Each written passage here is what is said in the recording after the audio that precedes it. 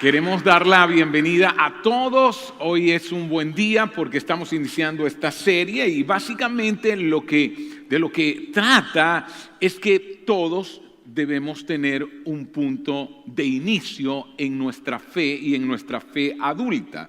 Así que todo tiene un punto de partida, ¿no lo crees? Tu vida tuvo un punto de partida. Muchos de ustedes tuvieron un punto de partida deseado, o sea, vinieron a este mundo porque hubo un hombre, una mujer que deseó tener hijos. Otros vinieron a este mundo de una manera accidental. En otras palabras, nadie los estaba esperando y ustedes de repente aparecieron ahí en el momento menos oportuno.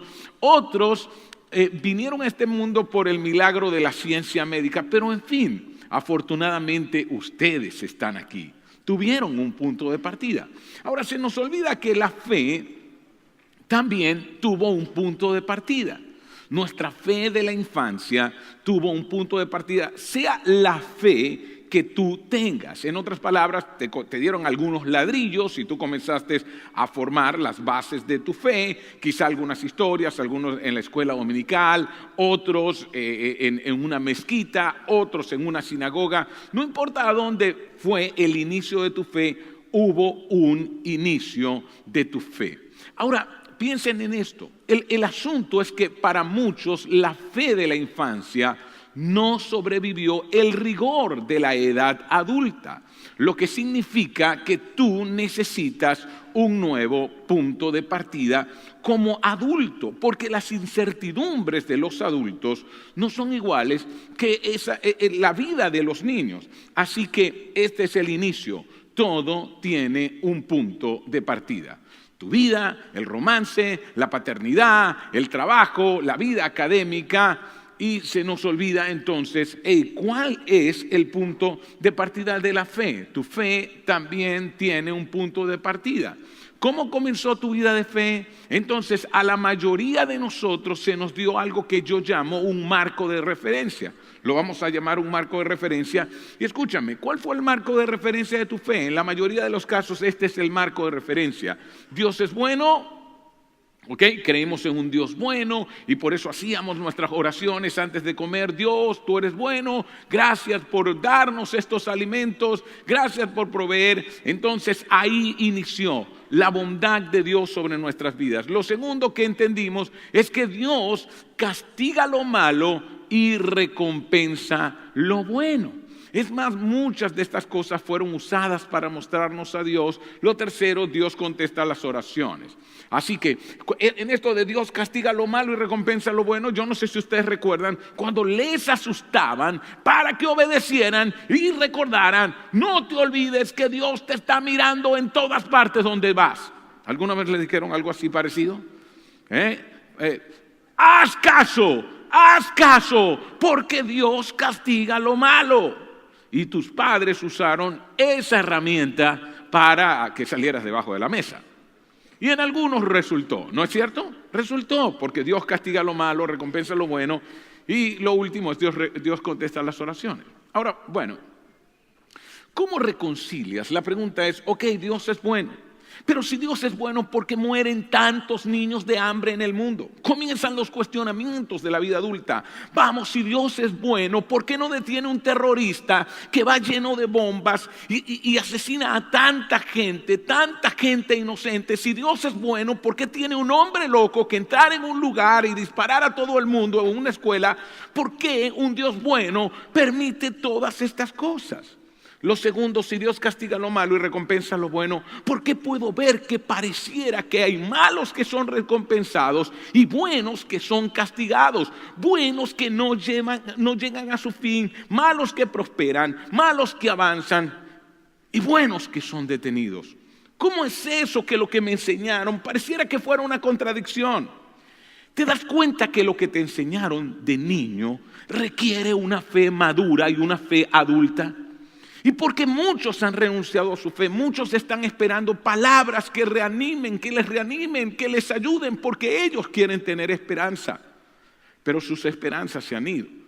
Porque la fe, que un día fue una fe de niño, una fe inocente, una fe de papá dijo y mamá dijo, ya no soporta esas incertidumbres que te vienen en tu vida de adulto. Y tú dices, bueno, si Dios contesta las oraciones, ¿por qué mi mamá, que es una mujer tan buena, que amaba tanto a mi hermano, oró y de todas maneras mi hermano murió? No es un Dios que contesta las oraciones. Si contesta las oraciones, ¿por qué no hizo nada por mi hermano y por qué trajo tanto dolor a la vida de mi mamá? En ocasiones, nuestra fe de la infancia, eso que comenzó como algo tan fresco, como algo tan real y tan apasionado, incluso fuera de la fe cristiana, cualquiera que fuera tu fe, entonces viene a ser resquebrajada por las presiones de la vida adulta, por las incertidumbres, y a veces se resquebraja hasta tal punto, tal es el punto, que se elimina por completo. Y pareciera que perdiera toda esta fe. Y puedes que estés esperando escuchar hoy algo que reavive lo que hace mucho tiempo ya dejaste atrás, no porque querías hacerlo, sino porque ya no parecía algo relevante en lo que tiene que ver con tu historia de vida. Y hay un libro de una mujer llamada Karen Armstrong que se llama El caso de Dios, y me parece muy interesante lo que esta mujer escribe. Ella dice, muchos de nosotros hemos sido dejados a la deriva, y me gusta esta palabra, la describe muy bien, con un concepto incoherente de Dios. Aprendimos acerca de Dios más o menos a la misma edad en la que nos contaron de Santa Claus, pero mientras que nuestra comprensión del fenómeno de Santa Claus evolucionó, nuestra teología se mantuvo de cierta forma infantil. Así que no es de sorprender que cuando alcanzamos la madurez intelectual, muchos de nosotros rechazamos al Dios que habíamos heredado y negamos su existencia. Negamos su existencia. En otras palabras, mientras todo a nuestro alrededor maduraba, mientras yo maduraba mi comprensión de muchas cosas, seguía con una fe infantil, y es por eso que muchos resquebrajaron su fe, porque si tu fe no madura y si tu fe sigue siendo la misma fe que tenías cuando eras niño, esa fe no va a soportar los rigores de la vida adulta. Y por eso entonces hoy tú vienes a este lugar, y qué bueno que estás aquí, porque quizá nunca habías pensado, ¿será que la fe adulta necesita un punto de partida adulto? ¿Será que yo necesito tener un punto de partida también en mi fe? Y la pregunta es, si no supiésemos nada, ¿por dónde empezar? ¿Por dónde empezar? Hacía que había muchas diferencias irreconciliables, una brecha entre lo que experimentamos y lo que a la larga nos habían dicho que debíamos creer, una diferencia irreconciliable. Lo que yo estoy experimentando y lo que mi papá, mi mamá o cualquiera fuera la persona que me enseñó cuando yo era niño de la fe, parece que no puede conectar, pareciera que no pudiera conectar. Entonces, entendamos, los adultos a menudo necesitan un nuevo punto de partida para su fe. Y de eso trata la serie de hoy, y de eso trata lo que vamos a hablar durante toda esta serie llamada Punto de Partida. Tú como adulto, yo como adulto, como joven, como adolescente, escuchen bien los adolescentes, está bien que ustedes experimenten dudas, que ustedes se hagan preguntas. Está bien, no está mal. Si alguien les dijo que dudar estaba mal, se equivocó. La incredulidad está mal. El incrédulo dice, no importa que me convenzas, yo no voy a creer. Eso es incredulidad. Duda es, quiero hacer una pregunta. ¿Saben qué? Eso es bueno. Eso es bueno. Porque eso es el principio de una fe adulta. Y, hey, papá, no te preocupes cuando se hagan preguntas. Es buenísimo. No te pongas nervioso. Es maravilloso. Porque todos necesitan un punto de partida, un nuevo punto de partida para su fe. Para su fe. Y si no supiéramos nada, y si no supiéramos por dónde empezar, y si no hubiésemos escuchado ninguna clase de historia, ¿cómo empezaríamos? Si nunca hubiésemos leído la Biblia, imagínense, usted no sabe nada de la Biblia, ¿por dónde empezaría? Si nunca hubieses ido a una iglesia, ¿por dónde empezarías tu fe? ¿Por dónde empezaría? parte del problema con el cristianismo es que cuando crecimos nos enseñaron la Biblia. Y eso en sí mismo no es el problema, pero algunas de las formas en las que no se enseñaron sobre la Biblia, entonces más bien crearon el problema. Me enseñaron que la Biblia es infalible y yo lo creí. Me enseñaron que la Biblia no tiene errores y yo lo creí. Me enseñaron que la Biblia es la palabra de Dios y yo lo creí. Adán y Eva, Jesús, Noé, Moisés, y que Jesús va a regresar. El punto es que me dijeron que todo es igual, que todo está sobre el mismo punto, que todo tiene el mismo peso, que todo es igual. ¿Y saben qué ocurre? Entonces construyeron como un castillo de naipes sobre cada una de las creencias. Arca de Noé, diluvio, la esclavitud en Egipto, en fin, los judíos, todo. ¿Y qué pasa cuando alguien agarra uno de los puntos y comienza a golpear uno de los puntos, quita una de las piezas del castillo de naipes y todo se viene abajo y todo entonces comienza a cero? Solo un punto y todo va a cero. Ese es parte del problema. Nos lo presentaron como algo holístico, como que todo era lo mismo. Así que nos dijeron, la Biblia dice. Ahora, vean esto. La Biblia dice, no es un punto adecuado de partida o de retorno para muchos adultos. La Biblia dice, y les voy a explicar por qué. Si yo le digo a alguien que ya estuvo en la iglesia, que ya escuchó de la Biblia, yo le digo, es que la Biblia dice, vamos a reiniciar la fe, la Biblia dice, me vas a contestar, ¿sabes qué? Ya yo pasé por eso, ya yo sé lo que la Biblia dice. El punto es que hay cosas que no las puedo responder, ya yo sé lo que la Biblia dice. Así que, ¿cómo hago? Yo crecí, yo sé, pero, porque lo dice la Biblia, no es un lugar adecuado para comenzar. Era adecuado cuando tú eras niño, pero no funciona cuando tú eres adulto. Porque cuando tú eres adulto comienzas a aplicar una nueva lógica a las cosas, un nuevo cuestionamiento a las cosas. Y escúchame, eso es parte de la fe adulta. Así que si vamos a ser adultos, vamos a reiniciar la fe, tenemos que comenzar por un nuevo punto de partida. Un nuevo punto de partida adulto. Así que pensemos, el Nuevo Testamento no se completó sino hasta 300 años después de Cristo. Así que, mira, nunca se pretendió que la Biblia dice fuera el punto de partida de la fe cristiana. Nunca se pretendió que la Biblia dice fuera el punto de partida de la fe cristiana. ¿Por qué? Porque los primeros cristianos no tuvieron Biblia. Imagínense, si la Biblia dice fuera el punto de partida de la fe cristiana, yo hago una pregunta. ¿Qué pasó con los primeros cristianos?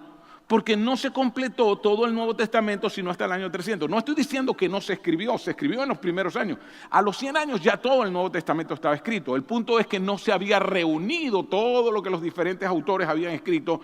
Es más, la palabra Nuevo Testamento comenzó a figurar alrededor del año 250 después de Cristo. Antes del año 250, Nuevo Testamento no existía. Existía la Torá de los judíos. Y todo nació por judíos que se convirtieron, porque Jesús era judío y primero vino a su pueblo. Pero el punto es que luego el evangelio llegó a los que no eran judíos y entonces completar todas estas cartas, escritos, los evangelios, tomó 250 años. ¿Cuál fue el punto de partida entonces durante esos primeros años? ¿Cuál fue el punto de partida? ¿Cómo llegaron a la fe en Jesús? ¿Cómo se hicieron cristianos si no había Biblia ni siquiera como punto de partida para su fe? No tuvo absolutamente nada que ver con una palabra, la fe de estos primeros cristianos. No tuvo que ver con la palabra de Dios, como le decimos, o con el Nuevo Testamento infalible, porque no existía. No existían. Entonces, ¿cómo iniciaron su fe? ¿Cómo iniciaron su fe? Porque para muchos, no todos, no para todos, pero para muchos, su punto de partida va a necesitar ser nuestro punto de partida. En otras palabras, el punto de partida de esos primeros cristianos. Una conversación entonces entre Pablo, un hombre que había perseguido a la iglesia y que históricamente no hay duda de que este hombre existió, Saulo de Tarso, y que históricamente incluso la Academia de la Historia ha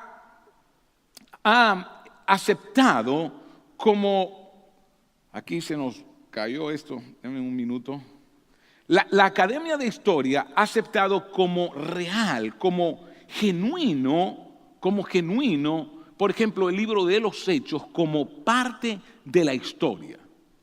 Y Pablo tiene una conversación muy interesante con hombres que ni siquiera nunca habían leído la Biblia, porque eran atenienses, eran griegos, ellos no eran judíos. Ni siquiera habían leído la Torá, no la conocían. Menos conocían el Nuevo Testamento. ¿Por qué? Porque el Nuevo Testamento no había sido ni siquiera completado durante ese tiempo.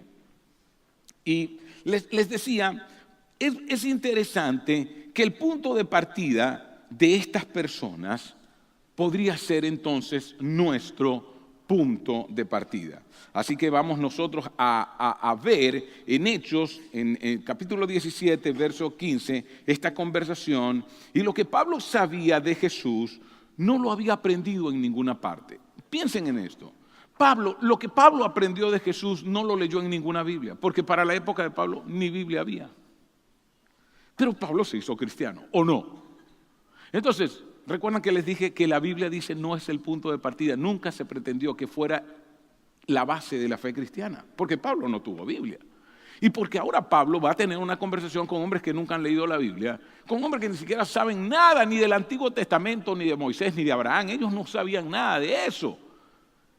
Me encanta esta historia, porque esta historia puede explicarnos a nosotros dónde podría comenzar el punto de partida de la fe de un adulto.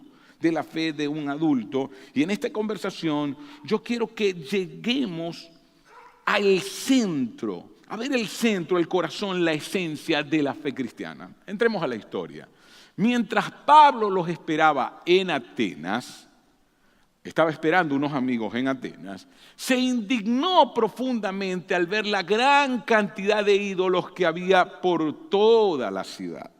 Y sigue diciendo así que discutía en la sinagoga con los judíos y los griegos que adoraban a Dios. Entonces esto era un grupo de griegos que se habían convertido al cristianismo y un grupo de judíos que también se habían convertido al cristianismo. Y dice, y a diario hablaba en la plaza con los que se encontraron allí. Y aquí comienza realmente lo interesante de la historia, porque estos que estaban en la plaza no eran los que iban a la sinagoga, no eran los que se habían convertido al cristianismo. Me encanta porque aquí eran hombres que no conocían nada de lo que hoy nosotros llamamos el Antiguo Testamento. Entonces vean, dice, algunos filósofos epicúreos y estoicos entablaron conversación con él. Así que los epicúreos eran amantes del hedonismo, del placer, algo así como, bueno, podemos hablar aunque no vamos a llegar a ninguna parte, tomémonos una buena copa de vino y sigamos discutiendo.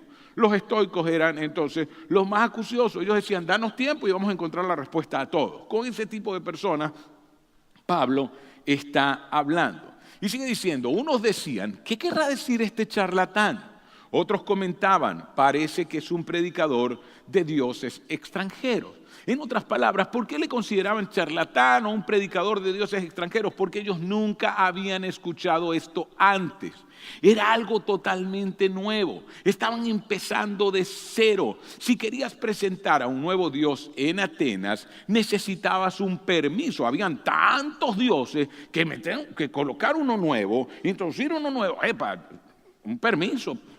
Y por eso entonces ellos tenían que ir a un lugar en particular para poder presentar una creencia. Y dice, decían esto porque Pablo les anunciaba las buenas noticias de Jesús, le estaba hablando de Jesús y de la resurrección. Así que, ¿qué hacen? Bueno, Pablo, nos encantaría oír hablar de tu Dios. Nunca habían oído hablar sino de todos esos dioses griegos. Y ahora Pablo está hablando de Jesús, de la resurrección, y entonces ellos están diciendo, ok, pero debemos ir al Areópago. Al Areópago era el lugar donde se presentaban entonces los nuevos dioses. Y dice, entonces se lo llevaron a una reunión del Areópago. Y entonces le pregunta, ¿se puede saber de qué nueva enseñanza es esta que usted nos presenta? ¿De qué es esta nueva enseñanza? ¿Por qué nos viene usted con ideas? Porque nos viene usted con ideas que nos suenan extrañas y queremos saber qué significa. Ahora, Pablo está hablando de Jesús y yo quiero que tomen en cuenta algo. Pablo apenas habían pasado 20 años de la resurrección de Jesús y él está hablando acerca de Jesús. Piensen en esto, las Torres Gemelas. La caída de las Torres Gemelas ocurrió hace 16 años. Yo puedo hablar de las Torres Gemelas y cualquiera de los que está aquí me pudiese decir si eso fue verdad, si eso fue mentira, si vio el video, si no lo vio, si ha ido a la zona cero de Nueva York. En otras palabras, eso está muy fresco. Pablo está hablando de algo que ocurrió apenas 20 años y ahora está en Atenas hablando de algo que era fresco, algo muy fresco que estaba en el ambiente, que cualquiera podía desmentirlo. Está hablando de un tal Jesús, de una resurrección. Y él está explicando acerca de lo que ocurrió en un lugar apartado. Había que unos cuantos kilómetros de Atenas a Jerusalén, pero él está diciendo, mira, yo no estoy hablando de que a mí me dijo alguien que vio y el otro. No, Pablo está diciendo, mira, yo estuve ahí, yo conocí a los que lo conocieron, yo estuve ahí, es más, yo los perseguí, yo fui un perseguidor de ellos porque yo como judío muy celoso estaba pensando que ellos iban a destruir mi religión, soy un hombre religioso, en fin. Pablo sabe de lo que está hablando. Y ahora dice, Pablo se puso en medio del Areópago, y que el Areópago no, ese lugar donde se presentaban a los nuevos dioses, y tomó la palabra. Ciudadanos atenienses, observo que ustedes son sumamente religiosos en todo lo que hacen. Esa fue su introducción. Y dice, al pasar y fijarme en sus lugares sagrados, encontré incluso un altar con esta inscripción: a un Dios desconocido. Así que Pablo está diciendo, hey, yo veo que tienen altares para todo tipo de dioses, porque les decía, ¿no?, que los griegos tenían dioses para todo: el dios de la lluvia, el dios del agua, el dios del sol, el dios de los abogados, el dios de los ladrones, el dios de todo el mundo. Habían dioses para todo, pero había un altar que era el por si acaso. En otras palabras, por si acaso hay otro que no sabemos quién es, hagámosle un altar. Y esto es algo cierto en todas las religiones, la incertidumbre. Hay cosas que las religiones saben, pero hay muchas que no saben y de las cuales no tienen explicación. Y también ocurría con los griegos. Los griegos están diciendo, bueno, mira, hay cosas que no podemos explicar, y es lo que ocurre en muchas religiones. Y es lo que ocurre en la religión. La religión no tiene la explicación para todo. Así que esto es de lo que estoy seguro, y hay algo que ustedes no conocen. Así que los atenienses tenían una inscripción para un Dios que probablemente ellos no conocían. Entonces, ¿qué está diciendo? Sigue diciendo Pablo, pues bien, eso que ustedes adoran como algo desconocido, en otras palabras, ese Dios del cual ustedes son ignorantes, ese Dios del cual ustedes ignoran, ustedes sencillamente están adivinando. Algo así, bueno, probablemente podría ser. Ahí adivinando. Estoy por presentarles, Pablo, a una gente que nunca había leído el Antiguo Testamento, ni el Nuevo Testamento, nada. Estoy por presentarles algo que ustedes no conocen. Ahora, miren, algo muy poderoso. Pablo no tenía la Biblia ahí, porque apenas se estaba escribiendo. Pero podía ayudarles a construir un punto de partida a su fe. Sí. ¿Y puedo yo ayudar a alguien a construir un punto de partida de su fe sin ni siquiera decir la Biblia? Dice, sí. ¿Por qué? Porque Pablo lo hace. Y es el mejor ejemplo que tengo de esto. Ahora Pablo está diciendo, pues bien, eso que ustedes adoran como algo desconocido es lo que yo les anuncio. Pablo les está diciendo, ¿saben qué? Este es el Dios que ustedes han ignorado, y ahora yo les voy a anunciar a ese Dios. ¡Wow! ¡Qué inteligente es Pablo! ¿No lo creen ustedes? Va a presentarles al Dios que ellos desconocen y les habla ahora de ese Dios. Les dice, El Dios que hizo el mundo y todo lo que hay en él es Señor del cielo y de la tierra, no vive en templos construidos por hombres. En otras palabras, Él es más grande que todos sus dioses combinados. De hecho, no pueden construir un templo, es tan grande que no cabría. Y sigue diciendo, ni se deja servir por manos humanas como si necesitara algo. Y quizá ustedes han servido a sus dioses, les han llevado incienso, han tenido que cargarlos, han tenido que hacer un montón de cosas. Pero el Dios del que yo les estoy hablando no es un Dios que necesita ser servido. No necesita este Dios, no necesita nada de ti porque es un Dios autosustentable. Y sigue diciendo, por el contrario, Él es quien da a todos la vida, el aliento y todas las cosas. Y luego entonces que les dice esto, los va a llevar a un nivel más específico. Y les dice, de un solo hombre hizo todas las naciones para que habitaran toda la tierra y determinó los períodos de su historia y las fronteras de sus territorios. En otras palabras, está diciendo, ¿saben qué? Este no es el Dios de los griegos, este no es el Dios de los judíos, este no es el Dios de los indígenas, este es el Dios de todo el mundo. Este no es un Dios que pertenece a una sola nación, a una sola tribu, una sola lengua. No, es el Dios de todo el mundo, de todo el mundo. Y luego sigue diciendo, esto lo hizo Dios para que todos lo busquen. Y escúchame, eso es religión. ¿Qué es la religión? La religión es la búsqueda de Dios. Todas las religiones tienen como principio, hey, busquemos, de seguro hay un Dios. Y Pablo está diciendo, ¿por qué Dios hace todas las naciones y crea los confines de la tierra y hace maravillas para que los hombres lo vean, para que lo busquen? Y escucha bien esto, dice, y aunque sea a tientas, lo encuentren. En verdad Él no está lejos de ninguno de nosotros. Y luego Pablo hace algo genial. Él hace una cita no de la Biblia, no del Nuevo Testamento, porque no existía tal cosa para los griegos. Pablo cita a los propios filósofos griegos para mostrarles a Dios. Imagínense eso.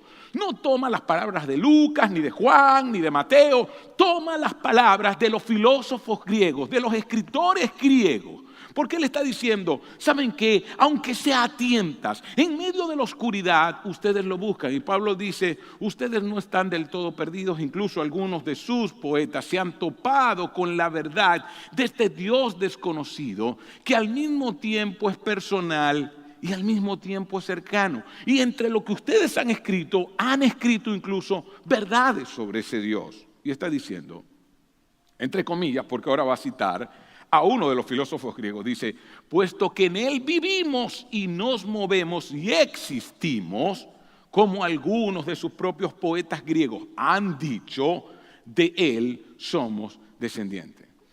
Pablo está diciendo, ustedes han encontrado algunas piezas, solo que no lo tienen completo y por eso tienen el altar al Dios desconocido. Ustedes tienen unas piezas, el altar, lo que escribieron algunos filósofos, pero les falta la pieza más importante, porque ahí es donde debe iniciar la fe. Y dice, por tanto, siendo descendientes de Dios, no debemos pensar que la divinidad sea como el oro, la plata o la piedra.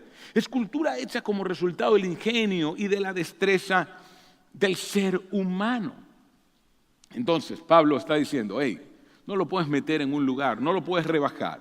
Y luego dice, pues bien, Dios pasó por alto aquellos tiempos de tal ignorancia, aquellos tiempos donde tú reducías a Dios a una escultura, aquellos tiempos donde tú creías que a ese Dios que era el que tenías que adorar. Y dice, pero ahora, ¿puedes leerlo conmigo? Pero ahora, y cuando dice ahora, está hablando de ese momento específico de la historia, de algo que pasó hace 20 años, vino, murió y resucitó, pero ahora, hay un momento. Mira, Pablo está hablando de la hora de estos atenienses, de esa fecha en que él les está hablando, de ese contexto histórico. Y lo que está diciendo Pablo es, en el pasado, Dios entendió que las personas estaban buscando. Dios lo entendió. Estaban buscándolo, pero en medio de la oscuridad. Estaban buscándolo, pero estaban cegadas. En el pasado Dios entendía que la gente sabía que había algo más que las personas, algo más de lo que podía ser visto. Así que construyeron imágenes, templos, quemaban incienso, hacían sacrificios, veían las vísceras de los animales y hacían todo tipo de cosas locas. Dios entendió eso. En el pasado, Dios les estaba diciendo, sí, está bien, yo los entiendo. Yo entiendo por qué hacen todas esas locuras. Pero ahora Él se refería a ese minuto. Dios ha hecho algo para que las personas, no para las personas de Israel, no para las personas solamente de Atenas, no, para que el mundo entero ahora lo conozca verdaderamente. Dice, pero ahora manda a todos. ¿En dónde? En todas partes. ¿Solo en Israel? ¿Solo entre los judíos? No, en todas partes que se arrepientan. Y escúchame, yo sé que si tú no vienes frecuentemente a la iglesia, la palabra arrepentimiento para ti no tiene que ver con el pecado, pero yo tengo que aclarar esto por los que vienen todos los días a la iglesia. Cuando uno lee la palabra arrepentimiento, la conecta enseguida con pecado. Y escúchame, Pablo aquí no está hablando de pecado en ningún momento. Pablo está diciendo arrepientan, que viene de la palabra metanoia, y está diciendo que ustedes cambien la manera de pensar. Que ustedes dejen de pensar como estaban pensando y que ahora se conecten con lo que Dios ha hecho ahora. Eso es lo que Pablo está diciendo cuando habla de ese arrepentimiento, cambiar la forma de pensar. Y sigue diciendo, Él ha fijado un día en que juzgará al mundo con justicia por medio del hombre que ha designado. ¿Y quién es ese hombre? ¿De quién les estaba hablando? De Jesús. ¿Recuerdan que dijo que le hablaba de Jesús y de la resurrección? Él está hablando acerca de Jesús. A un hombre de Dios que es tan sabio, tan poderoso, tan perspicaz, tan santo y a la vez tan divino, que tendrá la habilidad de gobernar y juzgar al mundo con justicia. Algo que parece fácil de decir, pero que wow, ¿quién pudiese tener el poder de juzgar con justicia al mundo entero? El hombre que Dios designó. Y el hombre que vino en ese minuto del cual Pablo está hablando es Jesús. Y dice, de ello ha dado prueba a todos. Ahora, estos son filósofos griegos. Y ellos están diciendo, ya, Pablo, espera un momento. Estamos hablando de religión. No hay pruebas en la religión, Pablo. La religión es créalo y punto. Créalo porque se lo dijo su papá y su mamá. Créalo porque es así. Créalo. Usted pone un cuchillo y un tenedor y deja de llover. Créalo que usted tira sal y créalo. Pero ya va, ¿cómo es eso? No hay explicación. Punto, créalo. ¿Cuántos les enseñaron que eso era religión? ¿Sí o no? Eso es religión. Usted lo cree, punto. Una fe ciega. No sé cómo ocurre, pero ocurre. Eso ocurre. Porque mi abuela decía. Y Pablo está diciendo, no, yo les doy pruebas. Pablo, pero ¿cómo puedes hablar de religión y a la vez mostrar pruebas? Porque así es una fe adulta. La fe adulta se sustenta en pruebas y escúchame, si tú vas a creer en Jesús, Jesús dio pruebas.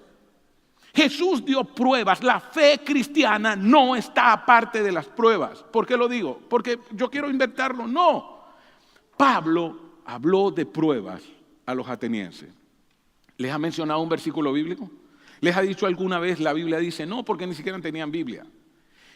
Y vea, les ha dado pruebas. Y aquí el punto. Las pruebas nos mueven de la esperanza a la certeza. La esperanza es religión.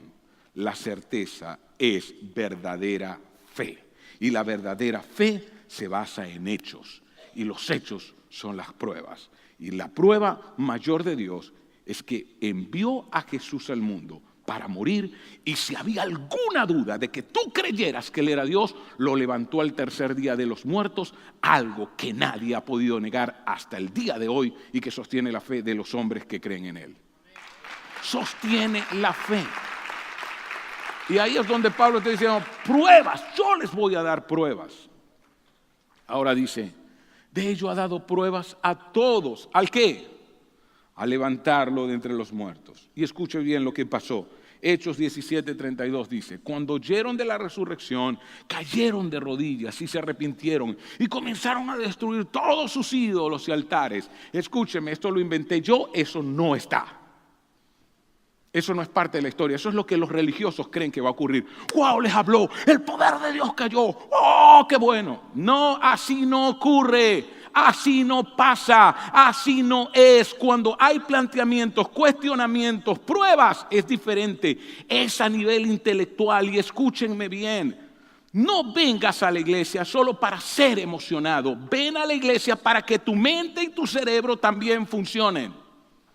Ven a la iglesia porque Pablo está hablando con intelectuales y la iglesia debe llegar a un momento donde lo intelectual también salga a la luz, porque Dios nos creó como seres pensantes. Como seres pensantes. ¿Y dónde está el problema? Tu fe no es fuerte si no eres un hombre o una mujer que piensa. Sigue siendo una fe infantil.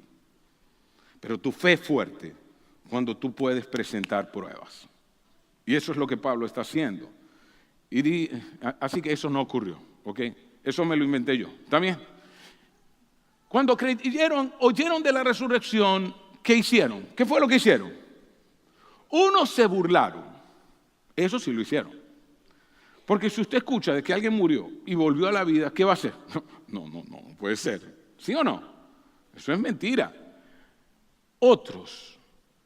Pero otros le dijeron: queremos que usted nos hable en otra ocasión sobre este tema. En otras palabras, otros estaban escuchando y así. A ver, ¿pueden hacerlo conmigo? Nos gustaría oír más de ese tema. Wow, nos gustaría oír más de ese tema. Unos se burlaron, otros dijeron: ¿usted tiene pruebas de eso? Sí. Yo tengo pruebas. A mí no fue que me lo dijeron, que uno que conocía a otro, que conocía a otro. No, yo conocí a Pedro, yo conocí a Juan, el mejor amigo. Yo estuve allá en Jerusalén, yo estuve ahí, yo vi donde lo crucificaron, yo fui al sepulcro. ¿Te das cuenta? Él tenía, ¿qué tenía? Pruebas. Pero ya va, ¿son evidencias? No, evidencias no, pruebas. Pruebas, que es más que evidencia. Y dice, en ese momento Pablo salió de la reunión. Escúchame, esto es, el punto de partida es una pregunta: ¿quién es Jesús? El punto de partida de la fe cristiana no es, pero lo del arca de Noé, explícame. Ese no es el punto de partida de la fe cristiana. Pero los judíos en Egipto, explícame eso. ¿Y cómo se abrió el Mar Rojo? Ese no es el punto de partida de la fe cristiana. El punto de partida no es que es que no entiendo este versículo ni aquel. Ese no es el punto de partida de la fe cristiana. ¿Sabes cuál es el punto de partida? Es quién es Jesús, y tú al final vas a tener que responder esa pregunta. ¿Qué vas a hacer con Jesús? Un día tú vas a tener que responder esa pregunta. ¿Por qué? Porque Jesús es Dios que se hizo hombre. Y si te quedaba alguna duda, lo crucificaron, murió una muerte crucificial. Y si te quedó alguna duda, le traspasaron una lanza en su costado. En otras palabras, murió. Y si te quedó alguna duda, lo envolvieron entonces en unas mantas, le colocaron incienso, le colocaron mirra, le colocaron un montón de cosas. Y si no había muerto en la cruz, ahí lo iban a matar. Y lo colocaron en un sepulcro, colocaron una gran piedra, colocaron guardias en esa tumba. Y Jesús, al tercer día, para demostrar que es Dios, se levantó de entre los muertos, estuvo 40 días con ellos y ascendió a los cielos. Y ellos dijeron: Él vive, Él vive. Y escúchame, no tenían Biblia. ¿Sabes cómo nació la fe cristiana? Hombres que fueron a contar esa historia. La fe cristiana es: ¿quién es Jesús y qué vas a hacer con Él? ¿Quién es Jesús y qué vas a hacer con Él? Esa es la prueba. Y mi respuesta, y la respuesta de estos hombres, fue rendirse a Él y decir: ¿sabes qué? Me rindo a ti, quiero vivir para ti porque tú eres Dios. Eso comienza aquí. Pero luego cuando vas aquí, crea una fe súper fuerte, una fe adulta. Y muchos necesitan comenzar con una fe adulta. Y de eso va a tratar la serie que vamos a tener durante unas 6 semanas. Así que no quiero que se pierdan ninguna de las enseñanzas. ¿Pueden colocarse en pie?